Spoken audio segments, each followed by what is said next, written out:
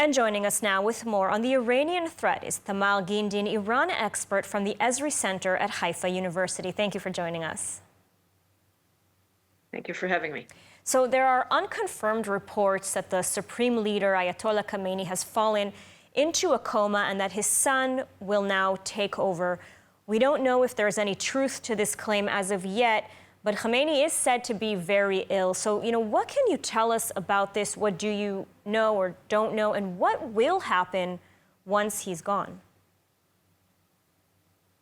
Khamenei is not young and not healthy, but as I think every other Middle Eastern dictator, he's been announced dead or presumed dead about twice a week in some years. It's not the first time that we hear these rumors.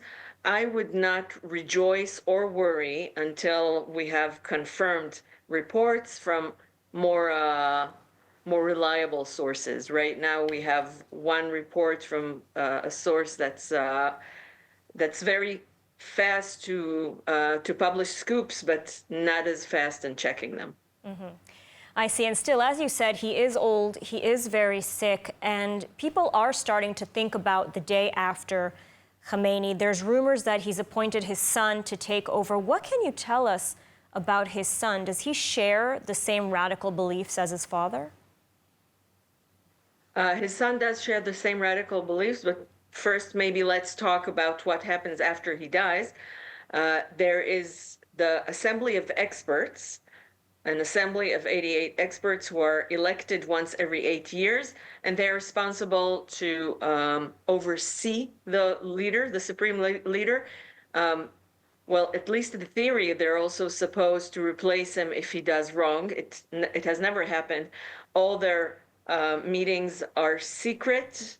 There was one meeting that was leaked to the internet in 2016 from a meeting in 1989 where Khamenei was appointed leader. So we don't really know what's happening there. And I think the reason that now these rumors are starting to spread, they're also responsible, of course, for electing the next leader.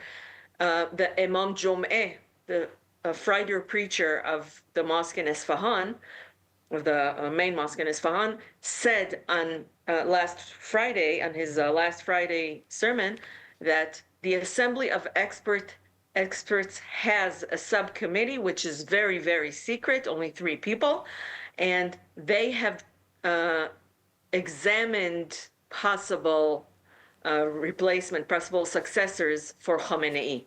Now, his son has been brought up as a possible successor, which he is promoting for a couple of years now. Moshtaba Khamenei, his second son, who's also a clergy. We don't know a lot about him. He's not as active as, for example, Khomeini's son, Ahmad, was when Khamenei was about to be replaced. And at that time, there were a lot of talks about Ahmad Khomeini replacing his father, succeeding his father, which didn't happen when his father died. Another thing that Imam Jom'eh said on Friday is that Khamenei himself asked the assembly to start discussing this before it's relevant, possibly to prevent a situation of a succession war that could weaken the regime and allow the Iranian people to take over Iran again. And I want to pivot for a minute and ask you, what is the feeling in Tehran regarding Trump coming back into power? Trump has said he will reinstate sanctions, but Iran is in a different place today than it was in 2016. It's no longer an isolated country. I mean, what is your analysis of this? On one hand, you're right, it's no longer an isolated country because there are so many isolated countries now. Russia is also under sanctions, so they have like an alliance of sanctioned countries, and they do help each other. Before the sanctions were lifted, I know that the Iranian people suffered, but the Islamic Republic did have its ways of bypassing the sanctions, and they're still traumatized by Trump's previous presidency when he stepped out of the JCPOA after the Islamic Republic made so much effort to sell the JCPOA and their agreement to be flexible with the West. They called it heroic flexibility, and they had to really explain to the people why they're doing what the West is telling them instead of fighting against the West. And then Trump comes in and just takes everything back and puts Iran into one of its most difficult periods economically. So they are, on one hand, afraid of Trump. On the other hand, I also saw a lot of happiness on social media. I don't know if it's Iranians from inside Iran or outside Iran. And there's a little bit of optimism because the person who reached the JCPOA with Iran was Obama.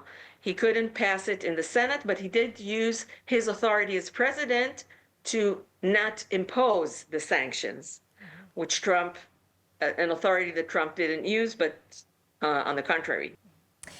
All right, well, Tamar Gindin, thank you so much for your analysis today, and we'll, of course, continue to cover the Iranian threat. Thank you.